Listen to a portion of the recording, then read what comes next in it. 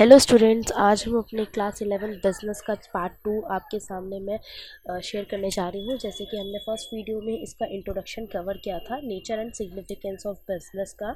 अब हम इसके आगे इसके और भी ज़्यादा चीज़ें पढ़ने वाले हैं, जैसे इसकी कैरेक्टरिस्टिक्स के बारे में, इसके ऑब्जेक्टिव्स के बारे में, यानी कि क्या क्या इसकी विशेषताएँ हैं, क्या क्या इसकी आगे आपके पास मतलब हम ऑब्जेक्टिव का मतलब होता है लक्ष्य, क्या क्या हमारे बिजनेस में हमारे लक्ष्य होते हैं, बिजनेस की क्या क्या विशेषताएँ होती हैं व्यास की, ये सारी चीज़ें हम इसमें कवर करने वाले हैं। तो फिर बिना देरी के अपनी नोटबुक पेंसिल सारी चीज़ें ले आइए, जिससे आप अपने नोट्स कवर करने वाले हैं। और अब हम इसे चैप्टर को स्टार्ट करते हैं, ठीक है।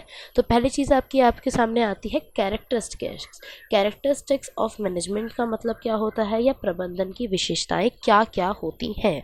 प्रबंधन यानी कि प्रबंधन यानी कि मैनेजमेंट की बहुत सारी आपके पास विशेषताएं होती हैं।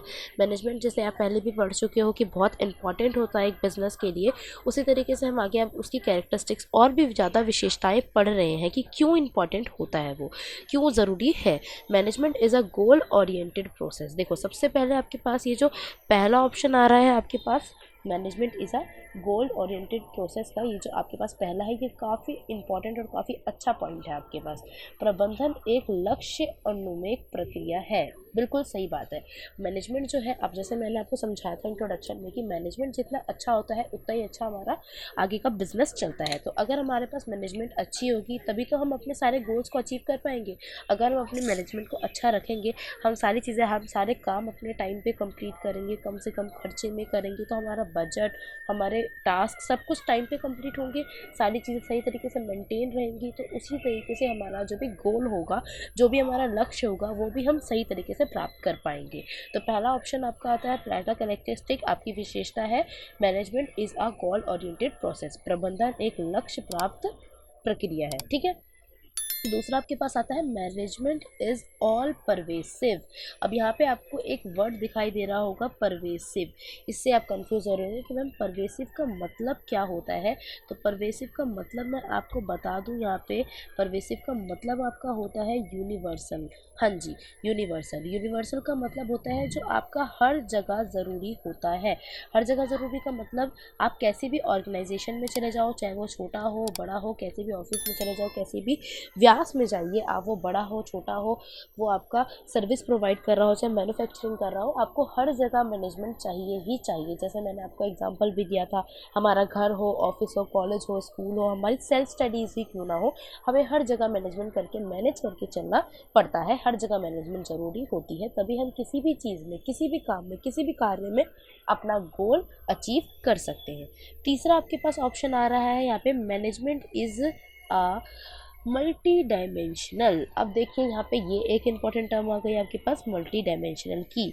जी, मल्टी डायमेंशन का मतलब क्या होता है, तो प्रबंधन जो है आपका बहुआयामी, प्रबंधक जो है आपका बहुआयामी प्रक्रिया होती है। बहुआयामी का मतलब, जैसे कि हम एक जगह फोकस करके काम करते हैं, लेकिन जो मैनेजमेंट है वो काम तो एक ही चीज़ पे हम करते हैं, यानी कि अपनी मैनेजमेंट को अच्छा सा अच्छा करने में कवर करते हैं। बट जो हमारी मैनेजमेंट होती है वो एक जगह ही काम करते हुए भी मल्टी डायमेंशनल, यानी कि बहुत सारी दिशाओं में हमारा काम आसान कर देती है, बहुत सारे काम उसके अंदर इंक्लूड हो जाता है। तो किस तरीके की आपकी मल्टी डायमेंशनली वर्क करती है वो हम पढ़ने जा रहे हैं। तो 3 तरीके की आपकी मैनेजमेंट होती है। मैनेजमेंट सर का 3 प्रकार है आपके पास, 3 टाइप्स की मैनेजमेंट है। पहला आपका आ जाता है मैनेजमेंट ऑफ वर्क, काम को लेके प्रबंधन। दूसरा आपका आता है मैनेजमेंट ऑफ पीपल, यानी कि लोगों को लेके प्रबंधन। और तीसरा आपका आ जाता है मैनेजमेंट ऑफ ऑपरेशंस।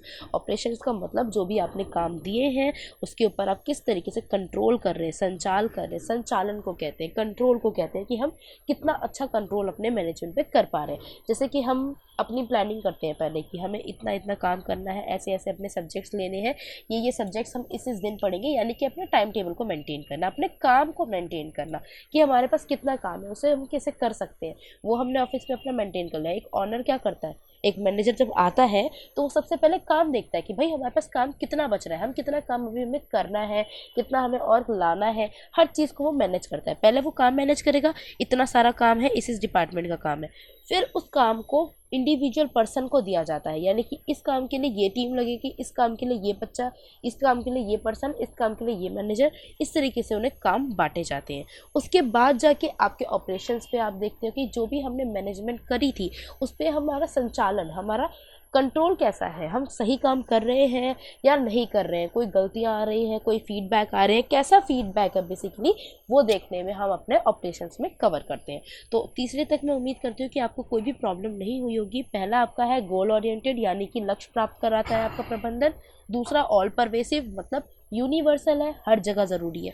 तीसरा मल्टी डायमेंशनल आता है, काम से, पीपल से, ऑपरेशन से। ठीक है, अब चौथा हमारे पास ऑप्शन आ रहा है management is a continuous process. देखिए फिर से यहाँ पे प्रोसेस वर्ड का यूज़ हो रहा है, जैसे मैं आपको पहले भी बता चुकी हूँ कि मैनेजमेंट जो है हमारा वो एक तरीके का प्रोसेस है, ना कि वो कोई एक टर्म है या फिर कोई एक सिंगल काम को हम मैनेजमेंट कहते हैं, नहीं। वो एक प्रोसेस है, पहले हम प्लानिंग करते हैं, फिर उस अकॉर्डिंग काम को ऑर्गेनाइज किया जाता है, फिर पीपल्स को उसमें लगाया जाता है कि आपको इतना करना है, आपको इतना स्टाफिंग होती है। उसके बाद फिर हम उसे गाइड्स करते हैं कि इस तरीके से काम को करना है, उसे समझाया जाता है कि भाई देखो ऐसे काम को करना है, वो हम उसे गाइड करते हैं, हम उसे डायरेक्ट करते हैं। देन फिर हम ऑपरेट करते हैं, यानी कंट्रोल करते हैं, कि देखते हैं, उसे सुपरवाइज करते हैं। ठीक है, उसको देखते हैं कि वो सही तरीके से काम कर भी रहा है या गलत तरीके से काम कर रहा है। तो प्रबंधन एक सतत प्रक्रिया है, यानी कॉन्टिन्यूअस प्रोसेस है, वो कभी खत्म नहीं होता है। देखो एक काम पे हमने प्लानिंग करी, उसे पूरा आखिरी तक हम लेकर गए, फिर एक काम खत्म होते ही दूसरा, फिर दूसरे के बाद तीसरा, तीसरे के बाद चौथा, ऐसे काम चलते रहते हैं आपके, कभी खत्म नहीं होंगे। तो मैनेजमेंट जो है वो हर जगह है, इसीलिए वो कॉन्टिन्यूअस भी है। ठीक है, उसके बाद आपके पास आती है management is a group activity.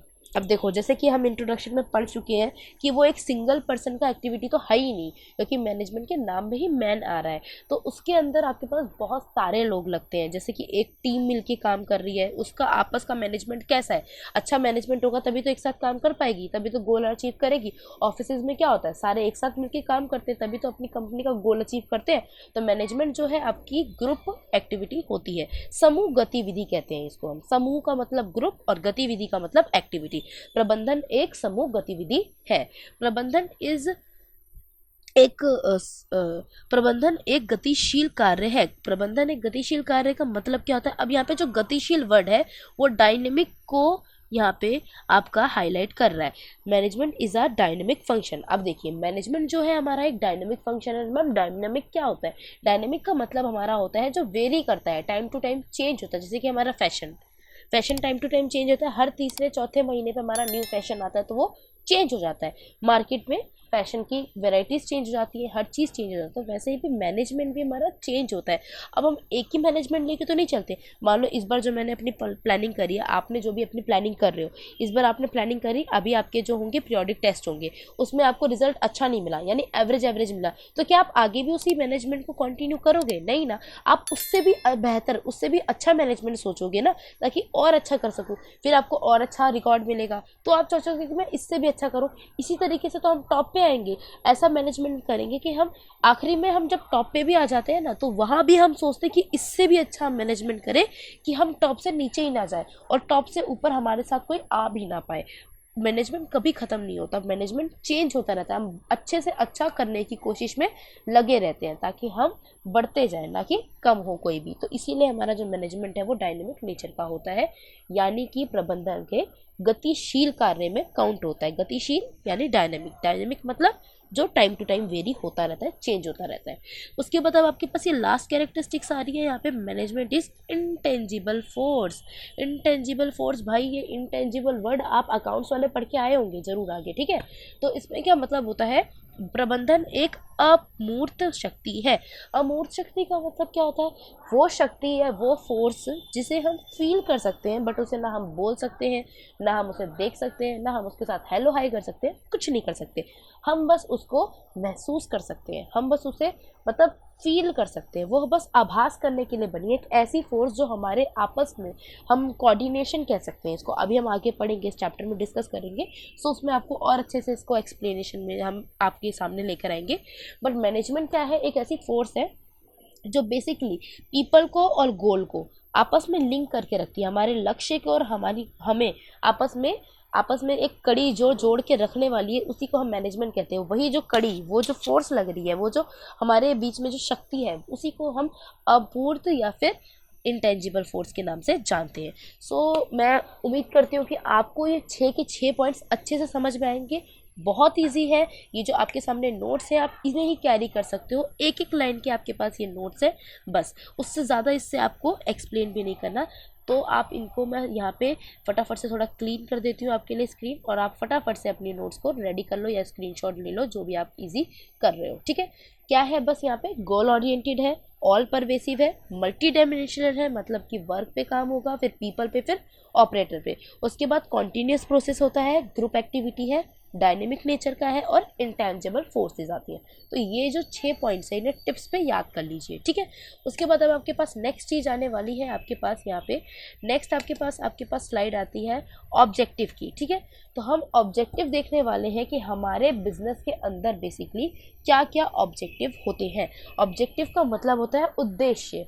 अगर हम किसी चीज़ पे काम कर रहे हैं तो उसका हमने कोई तो उद्देश्य सोचा होगा, कोई तो गोल सोचा होगा। अब आप यहाँ पे अच्छे तरीके से पढ़ाई कर रहे हो तो आपने कुछ तो ऑब्जेक्टिव सोचा होगा ना।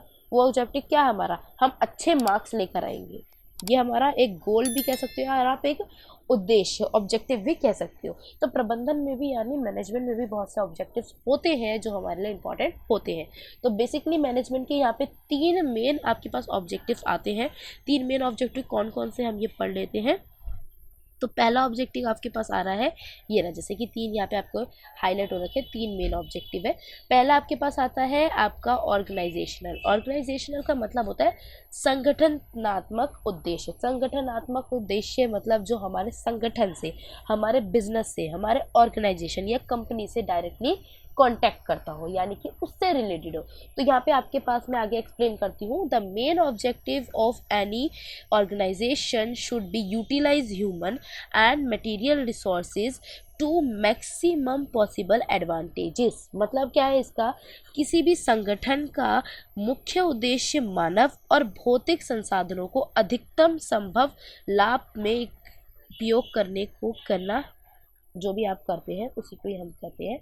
मतलब क्या है यहाँ पे ऑर्गेनाइजेशनल से जो भी हम मतलब अपना जो भी हम लेबर लगा रहे हैं, जो भी हम अपने एम्प्लॉयज़ को कंडक्ट कर रहे हैं, या फिर जो भी हम रॉ मटेरियल लाते हैं, यानी कि देखो ह्यूमन से आपका है जो भी आपके एम्प्लॉयज़ रहते हैं, ठीक है, और रॉ मटेरियल जो आपका आता है वो मटेरियल रिसोर्सेज में आता है। तो मेन ऑब्जेक्टिव क्या होता है किसी भी ऑर्गेनाइजेशन का, जो भी आप वहाँ पे आप अपने एम्प्लॉयज़ लगा रहे हो, लेबर लगा रहे हो, उनको अच्छे से यूटिलाइज़ करना, उन्हें अच्छे से आप उसका इस्तेमाल कर रहे हो, उनको अधिकतम से अधिकतम, ज़्यादा से ज़्यादा उन्हें अच्छे से कैसे यूटिलाइज़ कर सकते हो, अच्छे से उनसे काम करवाओ। ये मत देखो कि हाँ अगर वो फालतू टाइम नहीं, रेस्ट हमें थोड़ा देना चाहिए अपने, उसको ज़रूरी है यार, वो ह्यूमन है, बट अगर वो फालतू बैठे हैं तो उन्हें बताओ, उन्हें बोलो कि नहीं हम आपको पनिश कर सकते हैं, आप उन्हें रोको, वो जो टाइम वेस्ट हो रहा है उसे अच्छे से यूज़ करो। अगर आपके एम्प्लॉयज़ आपके खाली बैठे रहते हैं तो वही चीज़ हो गई, ह्यूमन को अच्छे से आपने यूटिलाइज़ किया।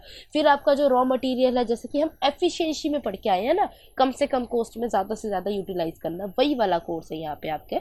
जो भी आपका जो भी आपका मटेरियल आ रहा है आगे से, अगर वो वेस्ट होता है, ज़्यादा वेस्टेज हो रही है तो उसे कम करो, ऐसा मैनेजमेंट अपना रेडी करो, कम से कम वेस्टेज हो, तो आपका जो नॉर्मल जो भी थोड़ा बहुत जो भी लगना है मटेरियल वही लगे, ज़्यादा वेस्ट ना हो। तो अच्छे से अपने ह्यूमन रिसोर्स को और अपने मटेरियल रिसोर्स को आप यूटिलाइज़ करना, इसी को ही हम ऑर्गेनाइजेशनल या संगठनात्मक उद्देश्य के नाम से जानते हैं। अब ऑर्गेनाइजेशनल जो आपका उद्देश्य है या फिर ऑब्जेक्टिव है, उसमें आपकी 3 मेन इंडिकेट्स होते हैं। कौन से मेन इंडिकेटर्स होते हैं, 3 मेन। पहला आपके पास आ जाता है, 3 से हम स्टार्ट करते हैं। फर्स्ट आपके पास आ जाएगा ये रहा सर्वाइवल, दूसरा आपके पास आ जाएगा प्रॉफिट, और तीसरा आपका ग्रोथ। देखिए जाहिर सी बात है एक ऑर्गेनाइजेशन के लिए 3 चीज़ें बहुत इंपॉर्टेंट है। सर्वाइवल यानी कि उत्तरजीविता, यानी सरवाइव करना। मार्केट में एक ऑर्गेनाइजेशन का सरवाइव करना बहुत इंपॉर्टेंट है। अगर आपका ऑर्गेनाइजेशन मार्केट में सरवाइव ही नहीं कर पा रहा है, रह ही नहीं पा रहा है, तो आपका ऑर्गेनाइजेशन चलेगा कैसे। दूसरी चीज़ आती है आपके पास प्रॉफिट का। प्रॉफिट का मतलब है आपके पास लाभ। लाभ का मतलब है कि अगर प्रॉफिट नहीं हो रहा है, सिर्फ नुकसान ही नुकसान हो रहा है आपको, तो आप कैसे आगे बढ़ पाओगे। लॉब मतलब प्रॉफिट होना तो आपको जाहिर सी बात है ना इंपॉर्टेंट है। और तीसरी चीज़ आपकी आती है विकास यानी ग्रोथ। अगर आपका बिजनेस जो भी है, ऑर्गेनाइजेशन है, एक ही पॉइंट पे आके अटक गया है, उसकी फाइनेंशियल प्रॉब्लम उससे फाइनेंशियल पोजीशन उससे ज़्यादा बढ़ ही नहीं रही है, तो जाहिर सी बात है वो आपके बिजनेस के लिए बैड इफेक्ट्स कंप्लीट कर सकता है। ठीक है, तो हमारे जो ऑर्गेनाइजेशनल ऑब्जेक्टिव है वो क्या है, पहला उसका डेफिनेशन आता है, आप अपने ह्यूमन रिसोर्सेज को, अपने मटेरियल रिसोर्सेज को अच्छे से अच्छे, अधिकतम लेवल तक, अधिकतम स्तर तक उसे अच्छे से अच्छे उपयोग करना है आपको। ठीक है, उसका यूज़ करना है, उसे यूटिलाइज करना है जहाँ तक आप कर सकते हो। ठीक है, उसके बाद आपके पास 3 और ऑब्जेक्टिव आते हैं, इंडिकेट्स करते हैं क्या, पहला सर्वाइवल। सर्वाइवल का मतलब जीविता, उत्तर जीविता, यानी कंपनी को आप कितना अच्छे से मार्केट में फैला रहे हो, कितना वो सर्वाइव कर रही है। अब मान लो 1 महीने आपका बिजनेस रहा, ये भी कोई बिजनेस होता है नहीं ना। अच्छे से अच्छे सर्वाइवल होनी चाहिए, अच्छे से सर्वाइव करनी चाहिए मार्केट में। ठीक है, दूसरा आपके पास प्रॉफिट आ रहा है, प्रॉफिट में क्या, आपका फायदा होना चाहिए, लॉस में जाएगी तो कंपनी बेकार है। ठीक है, विकास होना चाहिए, यानी ग्रोथ होते रहना चाहिए, ऐसा नहीं कि एक ही जगह आके आप स्टे हो गए हो। ओके, सो अभी आप यहाँ पे अपने यहाँ पे नोट्स कवर कर सकते हो आप यहाँ पे। मैं आपके लिए स्क्रीन थोड़ी क्लीन कर रही हूँ, फटाफट से करिए, फिर हम आगे बढ़ते हैं। हमारे पास एक और एक यहाँ पे छोटा सा आपके लिए मैं टॉपिक लेकर आई हूँ, उसके बाद हम आगे बढ़ेंगे। ठीक है, सो करते हैं आगे अब स्टार्ट। देखिए, अब आपके पास नेक्स्ट जो आपका ऑब्जेक्टिव आ रहा है वो आपका है सोशल ऑब्जेक्टिव। सोशल ऑब्जेक्टिव अब क्या है, हम एक ऑब्जेक्टिव पढ़ के आ चुके हैं जो हमारा था ऑर्गेनाइजेशनल, जो हमारे ऑर्गेनाइजेशन से बेसिकली रखता था ताल्लुक। ठीक है, अब हम सोशल यानी सामाजिक तरीके से जा रहे हैं। हमारा सामाजिक उद्देश्य क्या होना चाहिए, एक बिजनेस के लिए एक सोशल रिस्पॉन्सिबिलिटी कह सकते हो या उद्देश्य यानी ऑब्जेक्टिव बहुत इंपॉर्टेंट होता है। क्योंकि देखिए यार, हमारा बिजनेस जो है, हमारा जो भी कंपनी है, एंटरप्राइजेज है, छोटा बड़ा कैसा भी हो, हमारा कहाँ होता है, सोसाइटी के बीच में होता है। तो अगर हमारे काम से सोसाइटी ही नहीं खुश है तो उस पर हमारे जो बिजनेस पे हमारा बिजनेस सक्सेस नहीं कर पाएगा बेसिकली। समझ रहे हो आप, अगर सोसाइटी हमारे बिजनेस से खुश नहीं है, हमारी पब्लिक हमारे बिजनेस से खुश नहीं है, तो वो चल ही नहीं सकती। ठीक है, अब जैसे आप बियर्स का देख लो, आधे लोग खुश रहते हैं बट आगे लोग तो खुश नहीं रहते ना। पर जो खुश रहते हैं उनकी क्वांटिटी तो है, अब उससे तो चल ही रहा है। लेकिन कुछ लोग हैं जो खुश नहीं भी रहते, उससे उस पर कभी कभी उस बिजनेस के अंदर बैड इफेक्ट्स भी आते हैं, जैसे गवर्नमेंट उन्हें बैन कर देती है, आगे से स्टॉक आना बंद हो जाता है। तो इस तरीके से जो सोशल ऑब्जेक्टिव होते हैं या सोशल रिस्पॉन्सिबिलिटीज होती है एक बिजनेस के लिए बहुत इंपॉर्टेंट होती है, क्योंकि हमें सपोर्ट करने वाला कस्टमर ही तो है। कस्टमर का मतलब, अब जैसे मेरे कस्टमर्स कौन हो, मेरी सोसाइटी कौन हो, आप हो। अगर मैं अच्छी परफॉर्मेंस नहीं करूंगी तो आपको वीडियोस भी अच्छी नहीं लगेगी। बेसिकली आपकी जो भी नीड्स है उन्हें पहले देखना ये मेरा फर्स्ट वर्क है। ठीक है, तो उसी तरीके से एक ऑर्गेनाइजेशन का भी एक सोशल एक्टिविटीज़ को देखना पहला काम होता है। तो सोशल ऑब्जेक्टिव में क्या आता है आपका, हम देखते हैं। इट इज़ वेरी इंपॉर्टेंट, ठीक है, ये बहुत इंपॉर्टेंट है, objective to make a business successful. देखो आ गई ना ये वाली लाइन, ये एक बहुत इंपॉर्टेंट ऑब्जेक्टिव है। व्यास की को सफल बनाने के लिए इसका बहुत महत्वपूर्ण उद्देश्य है। समझ रहे हो आप, अब ये जो उद्देश्य आपके सामने आ रहा है, सामाजिक उद्देश्य, ये एक व्यास को यानी एक बिजनेस को सक्सेसफुल बनाने के लिए बहुत इंपॉर्टेंट होता है। अगर आप सोसाइटी ही खुश नहीं रखते हो तो आपका बिजनेस अपने आप बंद हो सकता है। ठीक है, as a part of society आ गई वही वाली बात, क्योंकि हम एक पार्ट है सोसाइटी का, हम सोसाइटी के बाहर तो काम नहीं कर रहे, सोसाइटी के अंदर ही काम कर रहे हैं। As a part of society every organisation duty is business और non business has social obligation to fulfil. Obligations जो जो होती हैं हमारी सोशल्स की, यानी कि जो जो हमारी दायित्व होते हैं, हमारे जो भी अधिकार होते हैं, जो भी हमारी रिस्पॉन्सिबिलिटी बनती है, जो भी हमारा फ़र्ज़ बनता है सोसाइटी की तरफ हमारी, वो हमें फुलफिल करने ही है। चाहे किसी भी तरीके का ऑर्गेनाइजेशन आप हो, बिजनेस हो, नॉन बिजनेस हो, बड़ा हो, छोटा हो, कैसा भी हो, आपका ऑर्गेनाइजेशन आपकी एक सोसाइटी का पार्ट है। आप सोसाइटी से हट के कुछ भी नहीं कर सकते हो। तो आप सबसे पहले अपनी सोशल रिस्पॉन्सिबिलिटीज़ को देखोगे, उसके बाद ही आपका बिजनेस रन कर सकता है, आपका बिजनेस सक्सेस हो सकता है। अगर आप एक मेडिसिन की शॉप पे है, आप गलत दवाइयाँ बेच रहे हैं, एक्सपायर्ड दवाइयाँ बेच रहे हैं, तो आप ही बताइए कोई आपकी शॉप से दवाई खरीदेगा क्या, नहीं खरीदेगा, ऊपर से बैन और करा के चले जाएंगे आपकी दुकान को। तो सोशल रिस्पॉन्सिबिलिटीज़ को ख्याल करना सबसे पहला आपका दायित्व बनता है, उत्तरदायित्व बनता है। ठीक है, तो आपको सोशल रिस्पॉन्सिबिलिटीज़ और सोशल ऑब्जेक्टिव समझ में आ गया। सो अब हमारे पास एक लास्ट ऑब्जेक्टिव आ रहा है, जैसे कि हमने 3 बोले थे। ऑर्गेनाइजेशनल में हमने संगठन को देख लिया, अपनी ऑर्गेनाइजेशन देख ली, सोशल में हमने सामाजिक चीज़ें पूरी कंप्लीट कर ली। अब पर्सनल भी कुछ होता है भाई, पर्सनल भी तो होता है, व्यक्तित्व, जिसे हम व्यक्तित्व के नाम से जानते हैं। व्यक्तित्व व्यक्तित्व उद्देश्य यानी पर्सनल। हमारे मैनेजमेंट में यार हमारे एम्प्लॉयज़ भी काम करते हैं, हमारे मैनेजमेंट में भी तो हारमोनी होनी ज़रूरी है। अब हम हारमोनी क्या होता है? हारमोनी का मतलब है जो हमारे जो भी पीपल है आपस में जो काम कर रहे हैं एम्प्लॉयज़ है, उनमें भी तो एकता होनी ज़रूरी है एक तरीके से। पर्सनल भी तो ऑर्गेनाइजेशन के एक गोल होते हैं। अब क्या आप सिर्फ अपने गोल अचीव करना चाहते हो? अब आपके एम्प्लॉयज़ आपको गालियाँ दे रहे हो पीछे से, वो खुश ना हो, वो 10 दिन की छुट्टी ले ले, तो वो चीज़ अच्छी नहीं है ना। तो management was to reconcile personal goal with organisational for harmony in the organisation. मतलब क्या है?